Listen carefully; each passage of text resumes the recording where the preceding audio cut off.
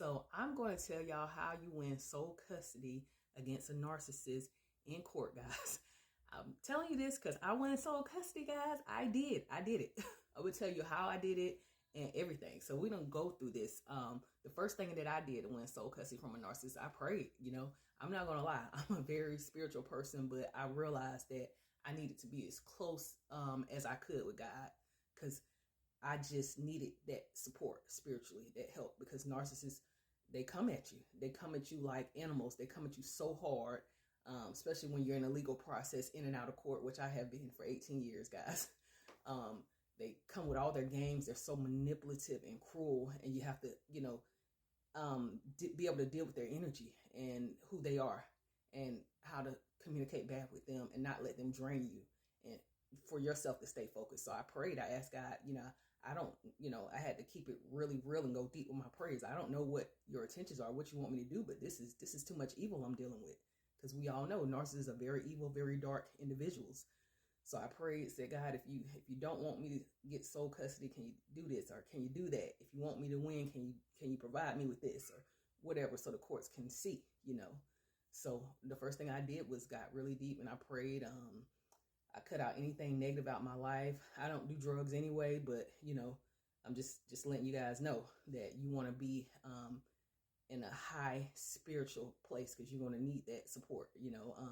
Secondly, I communicated with the narcissist like an angry customer. Like, say for example, you work at a store and a narcissistic customer came in and they spent a little money, bought some things, and for whatever reason they want their money back or whatever, so they come in and saying, oh, there was a rip in this sweater when I got home, I didn't realize this, and da da da da da da da. What are y'all gonna do? You to be professional and say, hey, I'm sorry this happened to you. Our store policy says, we can offer you or we can offer you a full discount or whatever, 50% off or whatever, but don't let them get you out of character, get you upset, because they're gonna feed off of that. And they're gonna use that against you if you flipping out and cussing them out and saying, oh, you lying, SOB, that didn't happen, because da da da da da da da da. Then the courts are, they're gonna basically tell, because narcissists are snitches. We all know that. They snitch, they tell everything. They look for you to be the bad person so they can tell and play victim. So just keep it really professional, the way you talk to them, and don't let them drain you. Put them in their place when you need to, in a professional way, not a ghetto, ratchet way. Keep it really professional, because if all of that stuff is documented, like on Our Family Wizard, which is the way you should be communicating with them, because Our Family Wizard is great. They can't sit here and say, oh, she didn't tell me my kid had a doctor's appointment. She didn't tell me this, or look how she talks to me. Da da da da da da da da. You're gonna have it all, it's all recorded there. It's a great tool.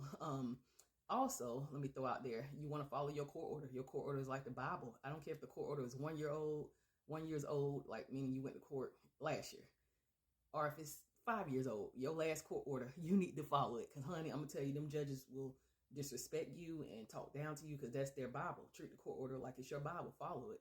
Even if you don't like it, you don't agree with it. But if the kid is supposed to be with the narcissist at this time, you take that kid there. Now, I don't care if the narcissist say, hey, I can't come to the visit tomorrow because my car broke down. You go to that visit tomorrow, because guess what? The narc might show up and say, oh, I got my car fixed. I put it on Our Family Wizard. I can't believe you didn't check it. My car is fixed. I'm here waiting. Where you at? They play a lot of games. They're very disgusting individuals. They lie. They try to set you up like traps. They set traps all the time. And it's very disgusting, very childish, but you can get through it. You definitely can, using the tools that I'm telling you guys. I'm telling you, I won. I walked out with sole custody. I'm going to tell you exactly how I won sole custody. It's because of this right here. Next thing you're going to do is randomly search your kid's things. Yes, because your kid is going around a narcissistic individual. This is somebody that's childish, highly manipulative, selfish, just really a low vibrational person. So they will use your kid in the custody battle to try to hurt you. And the narcissist sent his old cell phone, the narcissist's old cell phone, not the one he was currently using, but an old cell phone. He gave it to the kid.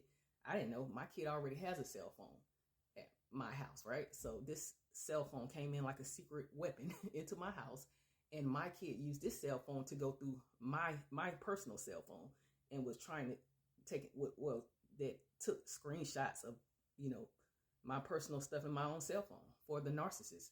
Now, how did I find this out? That this was the plan.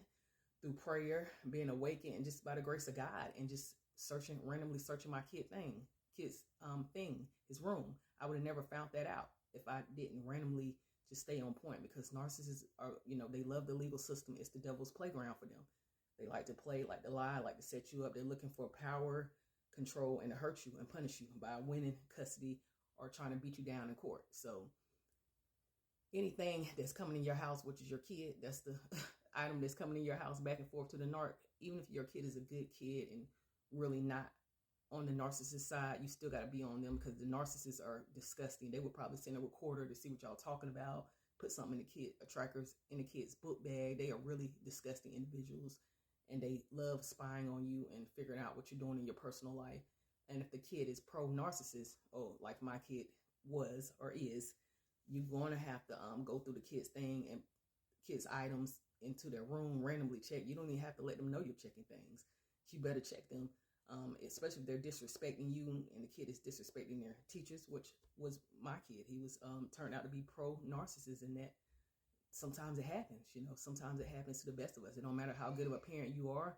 Sometimes some kids side with a narcissist, but you put them in therapy, you love them unconditionally, and let them learn for themselves one day that this person is not good for you. They're not capable of loving you. All of that stuff that they did, the kids get used so bad and taunted in these custody battles. They get spoiled. The narcissist is going to give the kids McDonald's and Chinese food every single weekend. Even if they did bad in school or got bad grades, when they go to narcissist that weekend, the narcissist is going to say, well, everybody has a bad day sometime. I'm not going to punish you because, I don't want you to feel like nobody can make a mistake, and they're going to let the kid have fun. The kid is not going to understand punishments and rules because of the narcissist mindset. They're so childish, and they're doing this particularly to spoil the kid, so the kid wants to live with them and not want to be with you because you have rules. Now you're coming off as boring or too strict, or they're going to force the kid to want to be with them by playing those type of games. So yeah, search the kids' things so you can have evidence, because the courts need evidence. I had a lot of it from this scam that the narcissist pulled along with our kid. It was disgusting, but that's how I won. A good attorney. Yes, my attorney, he was good. He wasn't perfect, but he was able to see and figured out which evidence to use. They didn't care about the parental alienation. That was all in the evidence. They were just more so focused on the drugs, because the narcissist in his phone that he sent in my house, narcissists are crazy. He was smoking weed, and he had weed plants and all this stuff. So that was evidence used in court. That's how I got custody. Narcissists they do drugs. They love their drugs, and they think that they're smarter than us, and they think that they can just do anything, and we're too stupid not to know. So you're going to have to be on point. You're going to have to go through stuff, do your research, and your attorney will help you lay down things a certain way in court so you can win. So he just wanted to focus on the narcissist drug issue, which was obviously there, and he had a history of drugs with the court. So that's how I won. And the last thing the way that I won was having a strong support system. My husband, big ups to the man. He really helped stay on me, even when it was very hard to communicate with the narcissist, even when it got tricky. Like the narcissist might, for example, say you have to drop the kid off at the police department tonight. The narcissist might text you and say, hey, I'm having trouble with my car. I'm not going to be able to make this visit. I just can't do it. So you're like, oh, okay. Well, my husband would be like, no, something don't sound right. You need to just go there just in case, because I don't. And I'm like, no, he said his car was broke down, And then you don't go, and the narcissist shows up to the visit and like, hey, I'm here. I got my car fixed. Or I got a ride. Where you at? And then it looks like you're breaking the court order. And the courts are like, so you missed the visit because you didn't go, but he said he didn't come. And there's another problem. So a strong support system helped me see things that I didn't see, or not to be gullible. You can't be gullible with these individuals. You got to follow the court orders like they're your Bible, even when the narcissist won't follow it, y'all. So yeah, that's how I won sole custody, guys, and y'all can too.